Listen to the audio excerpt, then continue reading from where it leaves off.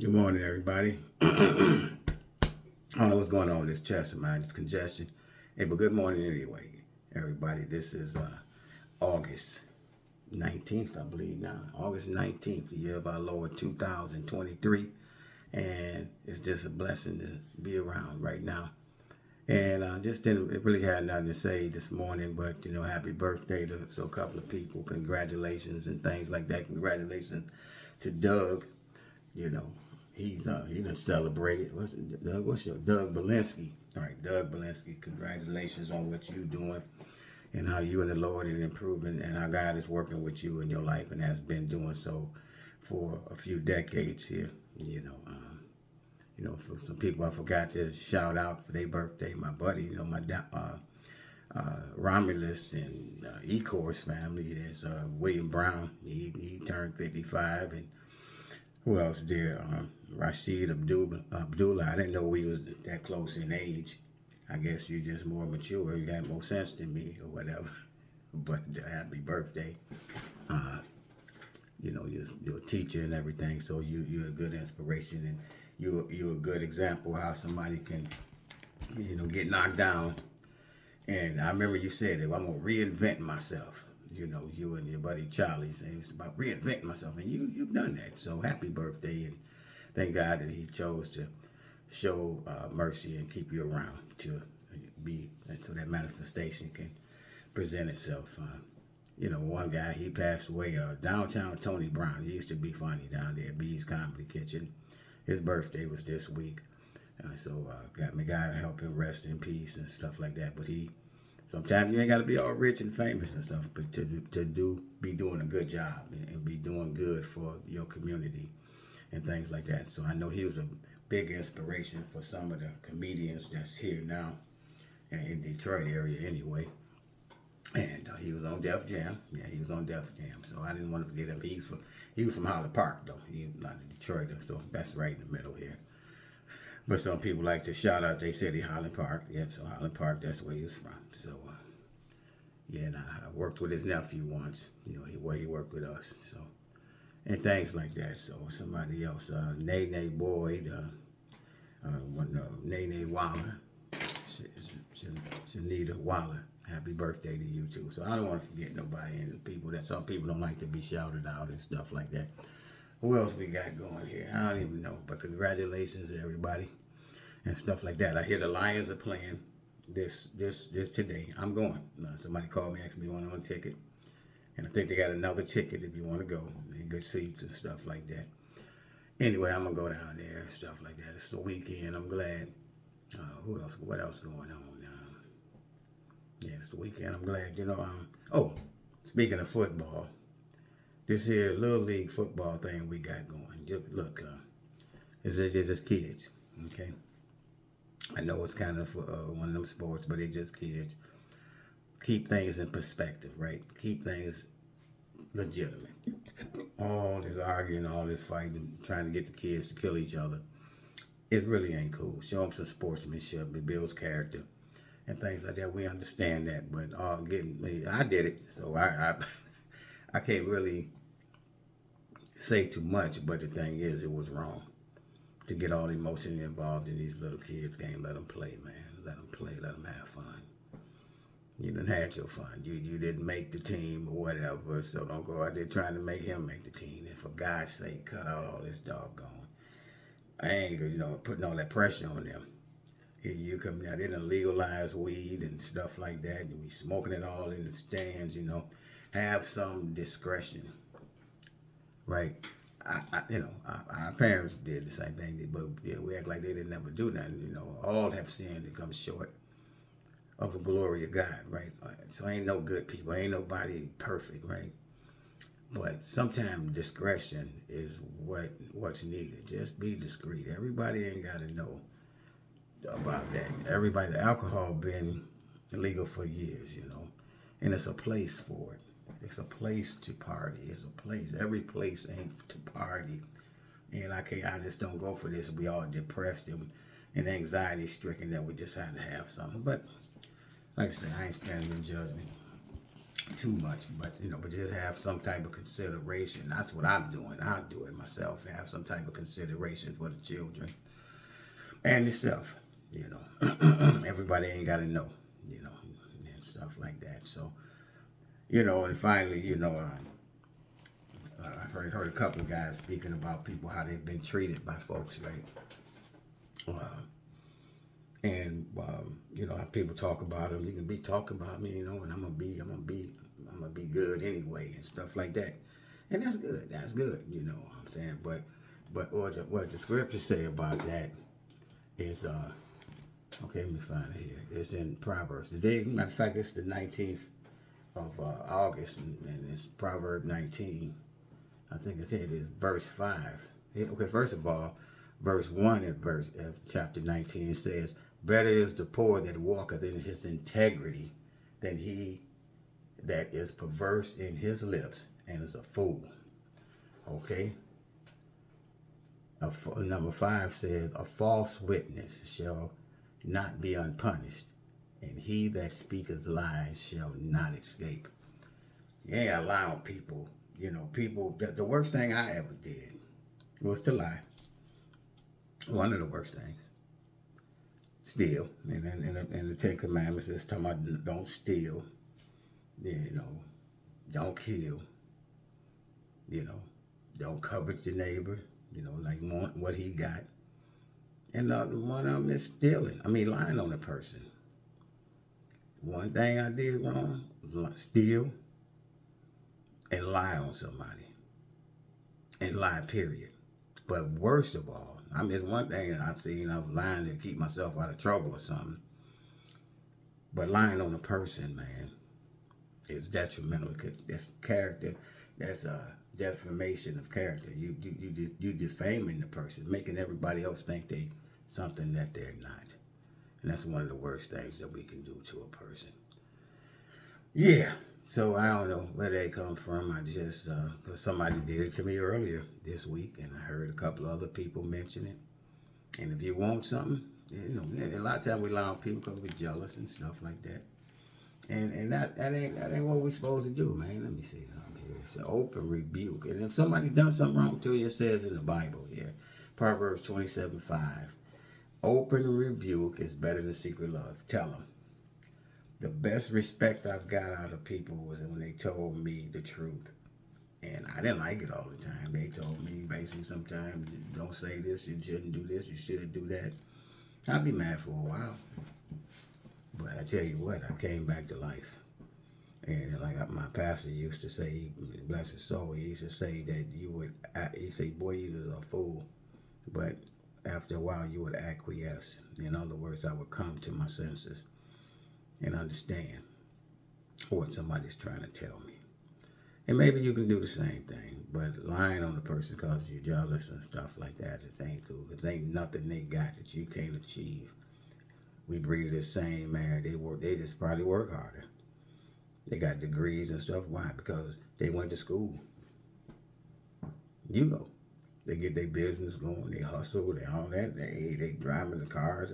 You do it. You do it. And see, if God won't pour you out a blessing too large for you to receive, give, and that's what it say, give, and it shall be given unto you. You gotta put it into it. Like our children. I straighten them out. My grandkids, I straighten them out. I tell them no. Sometimes you gotta tell these kids no. No. And they will respect you for it. Or in other words, have consideration for what you're saying. But if you tell them yeah all the time, yeah, they can't go everywhere. I'm getting all off track here. They can't go everywhere. They can't do anything. It's rules and regulations. It's boundaries. And see, because we don't tell them there's boundaries, they go out in the street. And next thing you know, they're getting choked out, beat up, thrown in jail because they feel as though they don't have any boundaries. And if we set boundaries for ourselves and be an example of them boundaries that we preach, like me, I gotta be accountable for everything I say, right? If we set boundaries, if we live a certain way, right? then they'll see what we're talking about instead of just hearing what we say. So be an example. Love one another today. Reach out and touch somebody's hand. Make this world a better place if you can. You know, there's enough going on. Don't nobody need you to tell a lie. Man, if you see something that's true about them, hey, okay. But to lie, ain't nothing's perfect. We already bad enough. You know, get them children. You want to straighten somebody out.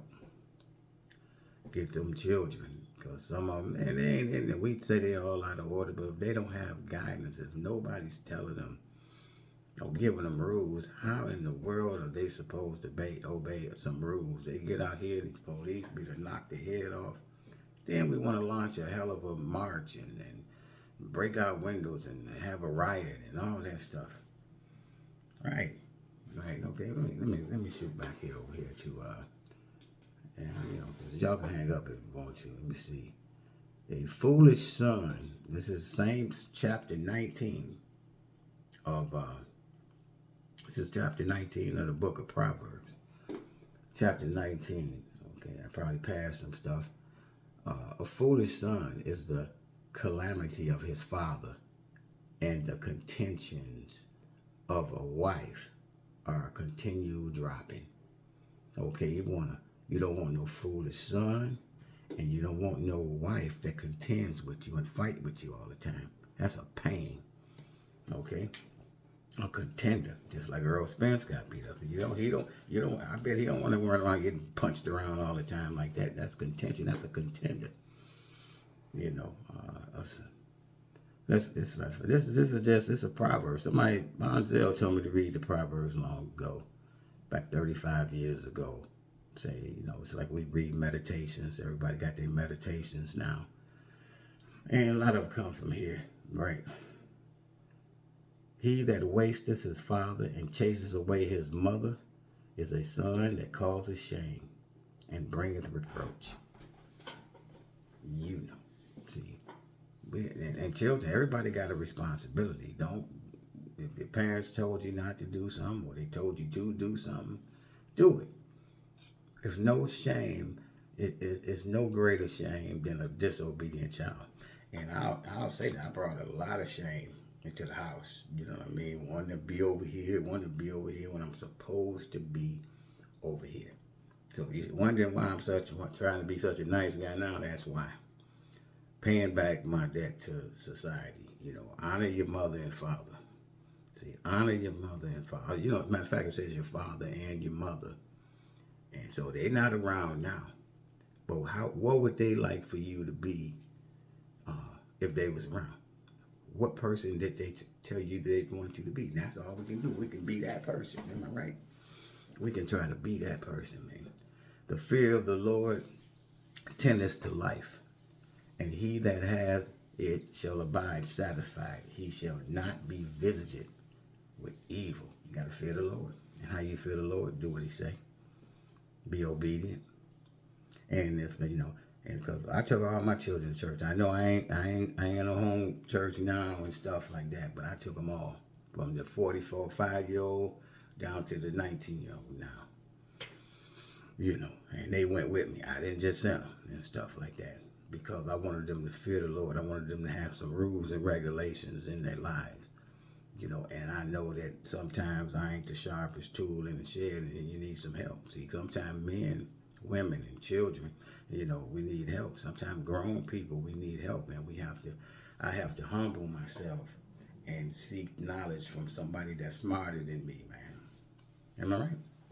Yeah, that's what I'm doing. I'm talking now. I'm pre-recording this, so I ain't got to worry about nobody popping on live and all that. It'll be on my page, and if you want to hear it, you can. If not, it's okay. But, you know, and another thing, you know, they got this lottery. Everybody want to be rich, and I'll be lying if I said I didn't. But I don't want it to be so rich that I'm hiding. I've got to be afraid. I remember Mary Ann Williamson. She had a church at the Church of the Day. She used to be out in Warren there. And she said, you know, I guess the lottery had got up to like 20,000 or something, you know. Back then, it was a lot. That was big. I mean, 20 million. I think it was big back then. That was the biggest. Might have been less than that. And she said, all of you guys, you want to hit the lottery. You want to hit the lottery. Oh, my God. She said, you ain't going to do nothing but go somewhere and hide. And it dawned on me. Exactly. That's what I do. You got to go somewhere and hide because you done got too much money. Or you done got too high-minded. That Pastor Carr told me, he said, Brother Mitchell, will you stop playing lotteries? He said, because you're the type that'll hit big $1 million and you will turn your back on God. And that's the worst thing that we can do, you know. So, you know, man, all of us are saying, you know, yeah. So I'm just talking right now. You know, I'm just kind of, you know, somebody told me to hit the Proverbs way back in Bonzel Jones. See, so hit the Proverbs. And, you know, but as a daily reading of the Bible and the Psalms. And then my aunt Lyda, she had told me to read, I was in trouble. See, a lot of times we get in trouble and, you know, you start looking for God then, you know, be like, oh man, well, I'm in trouble. I don't want to go to the prison. You know, I don't want to, you know, you don't want to take the punishment for what you've done, right? And where was this at? This was Psalms, the book of Psalms, chapter 70. She gave me. See, because people, your relatives, the older relatives, they watch you. You might have think they're watching you, especially in my day. You know, they didn't, you know, they wasn't plastic with their face in Facebook and things like that. So we had books they read, you know, or newspaper. Like Big probably say the newspaper, not the newspaper, but the newspaper, you know. And but they would read, and so she gave me this Psalms back in the 80s, and deliverance from persecutors. It says in the Bible I got, right? That's the title of the Psalms, Psalm 70. It said, "Make haste, O God, to deliver me. Make haste to help me, O Lord. Let them, whoever persecute you, be ashamed and confounded that seek after my soul. Let them be turned backward and put to confusion that desire my hurt." Okay. Let them be turned back for reward of their shame. They say, aha, aha. Right? But it says also, let all those that seek thee, seek God, rejoice and be glad. So that's telling me, or that told me to seek God. And if I seek God, that I will rejoice and be glad in God, in thee. And let such as love thy salvation say continually, let God be magnified. In other words, start praising God. To me, that's what it meant.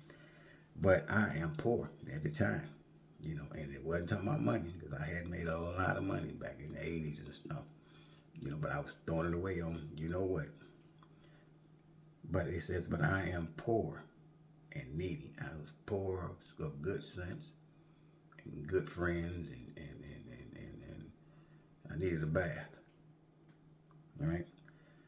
But I am poor and needy. Make haste unto me. I was poor of the instructions of God. All right? O God, thou art my help and my deliverer. O Lord, make no tarrying. And tarrying is wait. Make me don't wait. Hurry up. Hurry up this way again. You know, and she told me to read it, and I didn't know was it biblical or whatever. It was 12, 3, 6, and 9. In other words, around the clock. You know, I was every 4 hours, right? Every 3 hours, 12, 6, right? Every 3 hours, whatever. And 12, 1, 2, 3, right? But the thing is, when you in trouble, you do what you gotta do. I was on drugs, I was smoking cigarettes, I was drunk all the time, and people didn't appreciate that, right? But I did it, and then I was in trouble. I was about to go to prison. Simple as that. You know, if it wasn't for the grace of God, that's what would have happened, right? But that's what I did. In other words, it says, seek thee first the kingdom of God and his righteousness, and all these other things will be added on to it. So no matter what I wanted to do with it, but she was telling me, look for God, seek thee first the kingdom of God. You in trouble, boy. You need God. Ain't no money, wasn't no good big time lawyer gonna get you out of this or nothing. And even if I got out of the criminal trouble that I was in, or the whatever trouble that I was in, mentally and emotionally and spiritually, I was totally bankrupt. But I sought God, and I got the relief that I need, if you ask me.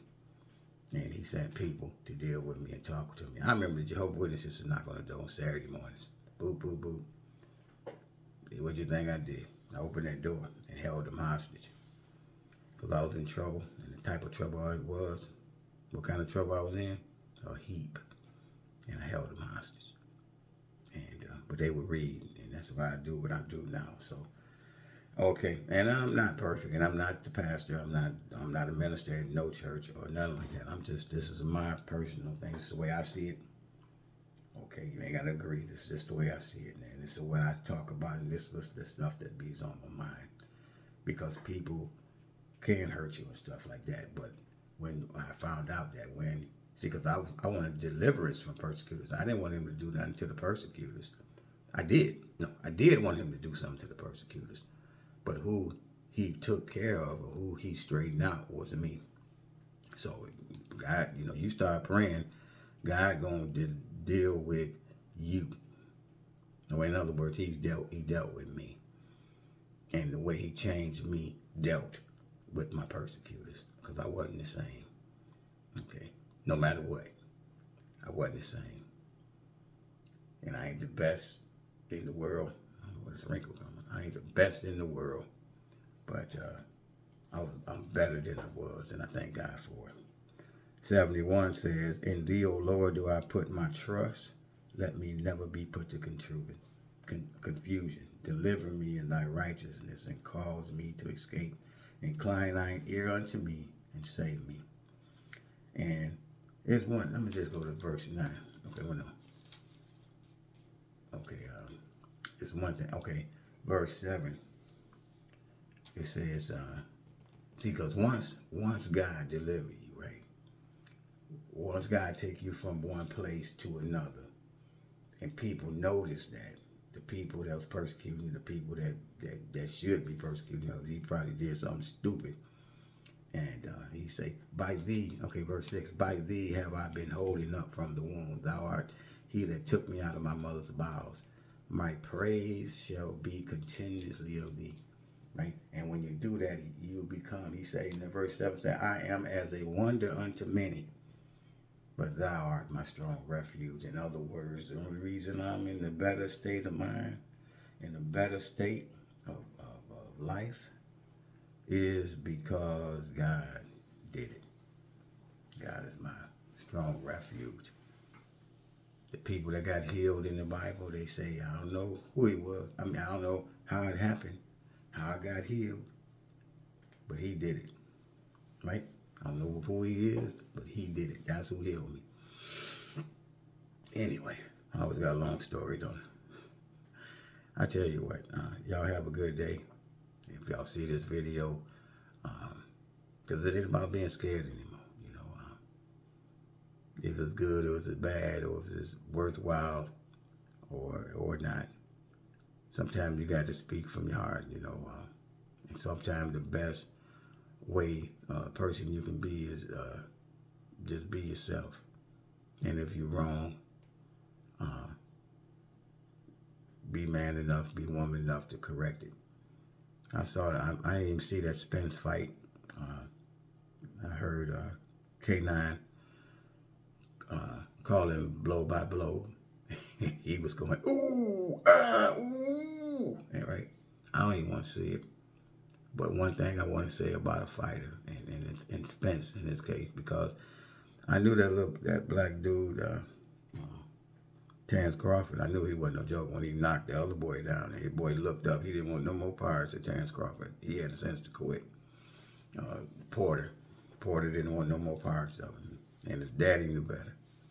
He had sense enough to quit, or daddy had sense enough to throw that towel in. But one good thing I could say about, so he ain't nothing to play with. One good thing I could say about Spence, and I still want to say it, and it's because of the people's sake, he sacrificed himself to the end. He didn't back up. He kept going, and that boy was putting one of them cartoon butt whippers on him, right? But he did it for the people. He sacrificed himself for the public and allowed himself to lose like that. Man, I would say, well, I ain't taking nothing from Crawford. No, you better not, because he gonna beat up the rest of them. They better take notice. Here he come. Just like that. It's like who else did that? That was the boy, what's his name? James Toney. Now, Mike Tyson couldn't beat Holyfield. James Toney beat him. See, some people he knocked out Michael Nunn. He just started doing stuff. Like the kids say, you doing too much. Anyway, this is the day that the Lord has made for us to rejoice and be glad in. This is August 19th, the year of our Lord, 2023. May God add a blessing to all you who listen to this far. And you just paid me some attention anyway. I appreciate it. One guy say, "Oh, Mar, you ain't doing that. You just doing that to get some attention." And I say, well, so what? Bless you. Go out and have some fun. And praise the Lord while you get it. Because all this fancy stuff that come with it, God done gave it the knowledge of all this stuff that we coming up with these electric cars and stuff. God gave us the ability to fix our cars or whatever, and to come up with witty inventions in our businesses. That's my story, and I'm sticking to it. Have a nice day.